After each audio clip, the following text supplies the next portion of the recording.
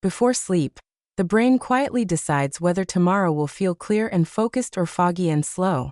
What happens in the last 30 to 40 minutes of your day can either nourish your mind or slowly drain its strength year after year.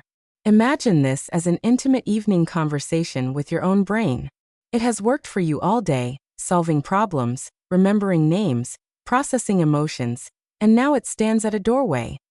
Will tonight be a night of repair and clarity, or another night of silent exhaustion? After 60, this choice matters even more, because the brain becomes more sensitive to stress, hunger, and irregular rhythms, but also more responsive to gentle routines, warm food, and calm signals of safety. So tonight, as you get ready for bed, think of this not as going to sleep, but as preparing your mind for renewal. And while listening, remember to like this video and subscribe to the Healthy Being channel so more people over 60 can protect their brain and stay mentally sharp longer. Close your eyes for a moment and think of your brain as a tireless librarian in a vast library. All day long, people have been rushing in, dropping off books, asking for files, shouting questions from across the room. By evening, the tables are covered, shelves are messy, notes are scattered everywhere. Nighttime is when the librarian finally has a chance to put everything back in order. To file, repair, dust, and quietly decide which memories will stay and which will fade. But there is a catch. To do this deep work, the librarian needs light, tools, and fuel. In brain language, that means nutrients, a sense of safety, and a predictable rhythm. If you simply throw the doors shut and turn everything off without preparation, the librarian cannot restore the library. The brain moves into survival night instead of repair night. It does not file memories properly. It does not clear out waste efficiently. It does not rebuild connections with full power. This is why so many people over 60 wake up thinking, "Why can't I remember that name?" Or, "Why did I walk into this room?" It is not always a sign of inevitable decline. Very often, it is a sign of a brain that has been sent into the night with no tools, no fuel, and no ritual to say, "You are safe, you can repair now." Think of your own evenings. Maybe you were taught that the healthiest thing is to stop eating early, to let the body rest, or to go to bed right after scrolling on the phone or watching something intense. It might feel disciplined, but for a brain over 60, this can quietly become a form of starvation and confusion. Not starvation of the stomach, but starvation of the nervous system. The brain is left alone in the dark with nothing to work with, and a nervous system still on high alert. What if instead, your evening became a gentle message to the brain? The day is done. You are safe. Here is your fuel. Here is your rhythm. Here is your peace. That is what a true nighttime ritual for brain strength is about. Not perfection. Not strict rules. Just consistent, kind preparation. If you feel this is resonating with you already, pause for a second, tap like, and subscribe to Healthy Being so you do not miss the next videos on protecting your memory and staying strong after 60. Let's look at what happens inside the brain at night. When you fall asleep, the brain does not switch off. In some stages of sleep, it actually becomes more active in certain regions. It starts filtering through the day's experiences, testing which memories are important, which emotions need to be processed, and which toxins need to be cleared out from the spaces between brain cells. During deep sleep, the brain's internal cleaning system becomes more active, pushing out metabolic waste and proteins that, if they accumulate over time, can contribute to cognitive decline. At the same time, networks that you use during the day are either strengthened or quietly weakened, depending on the signals the brain receives. In simple words, at night, your brain decides which paths will be kept clear and which will slowly become overgrown. Now, all of this depends on three things: stable energy, low stress signals, and a predictable rhythm. Without these, the librarian in your brain is forced to drop the repair work and move into emergency mode. Instead of cleaning and filing, it just tries to get through the night using as little energy as possible. That is not the kind of night you want, especially after 60, when every night of good repair counts. This is where the concept of not starving the brain before sleep becomes critical. Many people associate discipline with not eating in the evening. But for older adults, very long fasting periods without support can mean that by midnight the brain is running on fumes. Blood sugar may dip, stress hormones may rise, and the nervous system becomes more vigilant instead of relaxed. Over time, this pattern can create a new normal: lighter sleep, more awakenings at 2 or 3 in the morning, and a growing sense of mental tiredness. People may say, that's just aging, but very often it is aging combined with a neglected nighttime ritual. The brain is basically saying, I never get what I need at night. I'm doing what I can, but I'm not being prepared to thrive. So what can be done? The answer is surprisingly simple. Give the brain a small amount of the right fuel, at the right time, in the right environment. Think of a warm, gentle message rather than a big heavy meal. Late large dinners can cause digestive stress, heartburn, and poor sleep. But a light, warm, protein-rich snack in the evening can be completely different. It can feel like warmth and reassurance for the nervous system. In traditional Japanese-inspired routines, this might look like a small bowl of warm broth with a bit of tofu, or a small portion of soft fish with mild seasoning, or a soft-boiled egg with lightly steamed vegetables.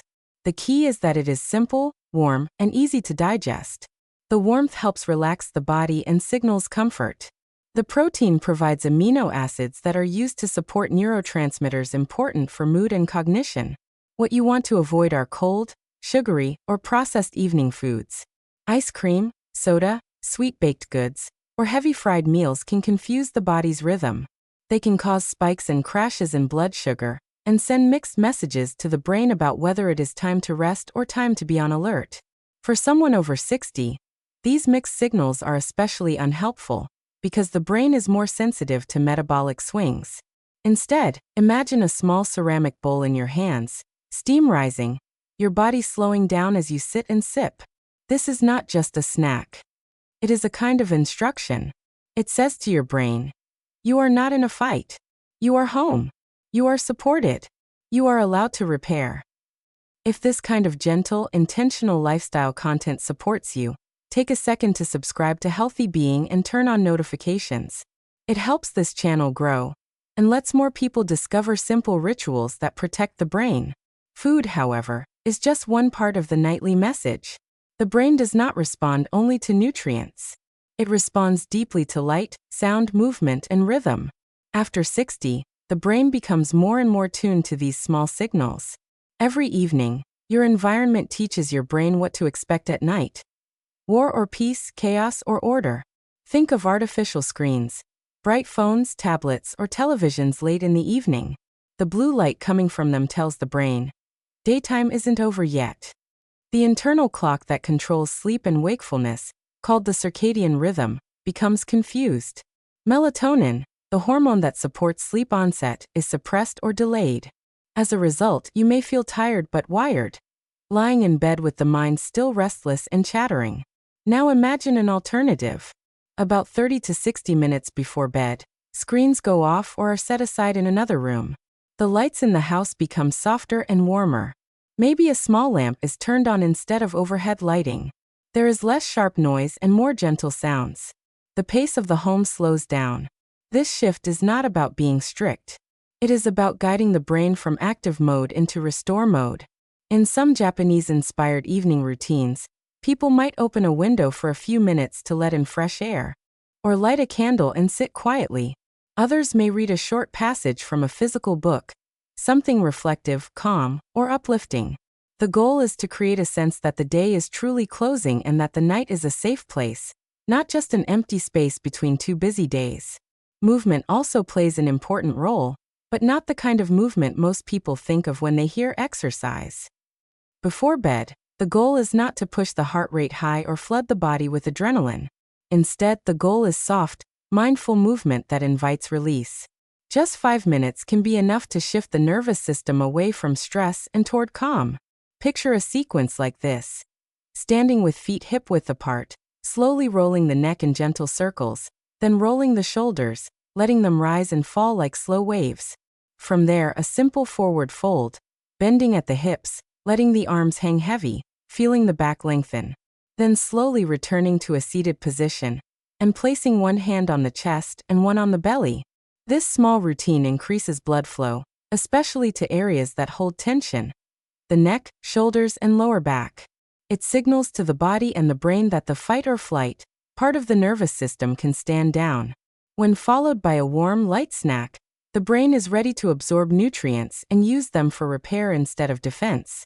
It is like gently opening the doors of the library and turning on a warm lamp for the librarian, rather than leaving everything locked and dark. Rhythm matters here too. If you do these movements at roughly the same time every night, the body starts to anticipate them. Without even thinking, your nervous system begins to slow down around that time. The brain recognizes the pattern and prepares for sleep more easily. Rhythm is a language the brain understands very well, especially after 60. Breathing is another powerful doorway into the brain's state. Fast, shallow breaths signal urgency. Slow, deep breaths signal safety. One simple approach is to make the exhale slightly longer than the inhale. For example, breathing in through the nose for a count of 4, and breathing out through the mouth or nose for a count of 6 or 8. Doing this for just a few minutes sends a clear message to the body. This kind of breathing activates the branch of the nervous system responsible for rest and recovery. Heart rate tends to slow. Muscle tension decreases. The brain's vigilance softens. Many people notice that after a few minutes of this breathing, the thoughts in their mind feel less sharp and more distant, as if the mind is stepping back from the day's noise. Combining this breathing with gentle stretching and a warm evening snack creates a 3-part ritual. Movement to release, nourishment to support, and breathing to calm. Each part reinforces the others, helping the brain enter the night with the right chemistry, the right energy, and the right emotional tone. There is another element that might seem very small, but has surprisingly strong effects: gratitude. Not a grand speech, not forced positivity, but a simple act of noticing what was good or meaningful in your day, even if the day was difficult. For example, writing down 3 small things you are grateful for in a notebook kept by your bed. Researchers studying gratitude have found that people who regularly note things they appreciate tend to sleep longer and feel more rested. Their stress levels tend to be lower. In some studies, gratitude practices have been linked to better mood, improved blood pressure, and stronger immune function. In the brain, gratitude appears to calm regions that scan for danger and activate regions involved in regulation and perspective. For someone over 60, the habit of gratitude before bed can be a powerful counterweight to worry. Many older adults go to bed with thoughts of loss, fear, or uncertainty. Gratitude does not deny these realities, but it adds balance. It reminds the brain that alongside what is hard, there is also warmth, connection, beauty, or comfort. This balanced view can make it easier for the brain to let go into sleep instead of clinging to fear. Putting all these elements together, a simple, realistic nighttime ritual could look like this.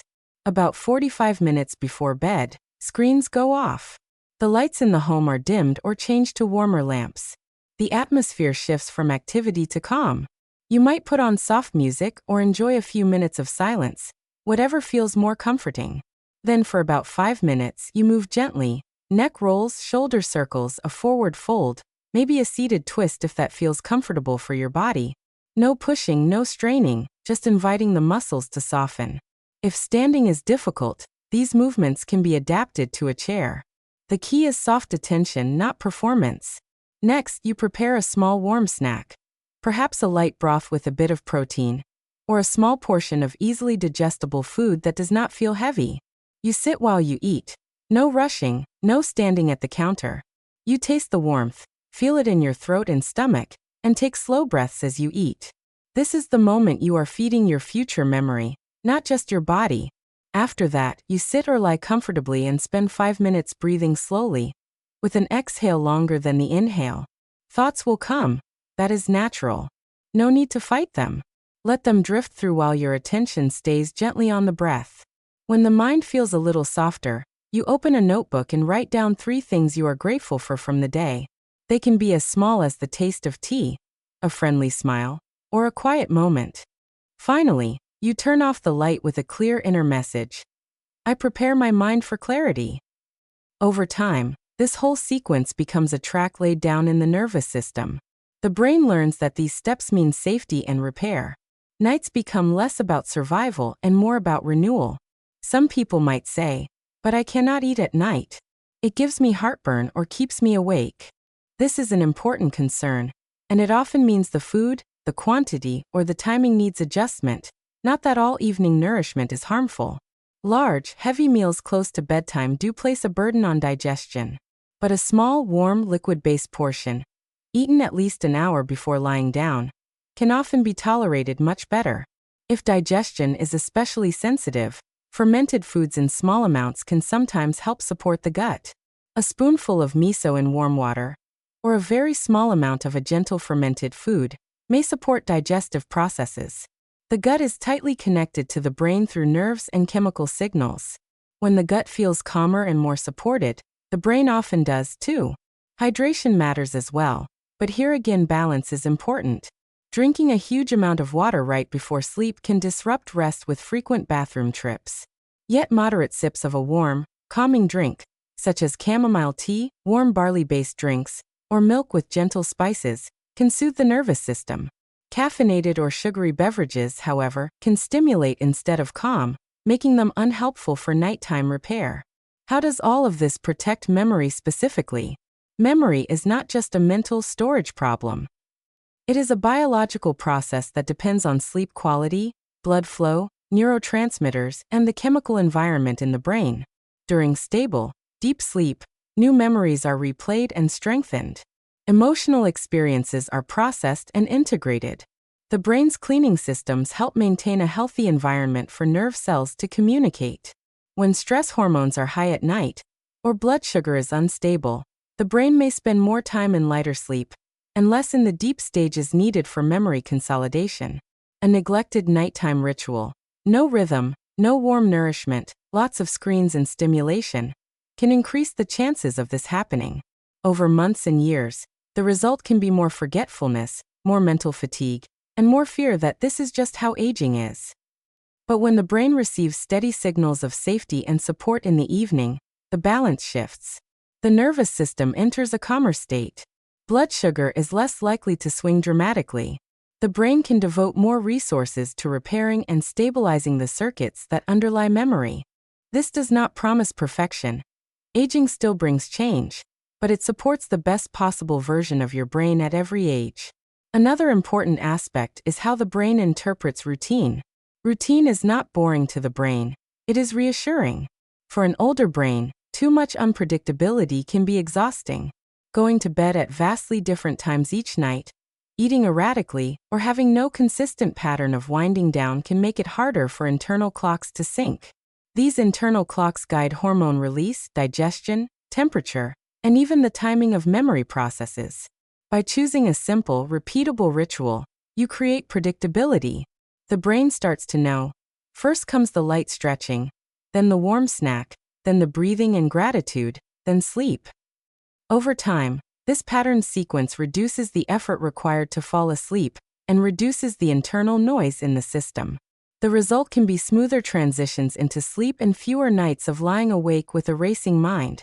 Rhythm is also a form of self-respect. It is a way of saying, my brain is worth protecting. My memories are worth treating gently. My future mornings matter. When this mindset enters your evenings, even small actions feel more meaningful. You are not just drinking tea, you are protecting tomorrow's clarity. If this perspective on evening rituals and brain health feels helpful, remember to like this video and subscribe to Healthy Being.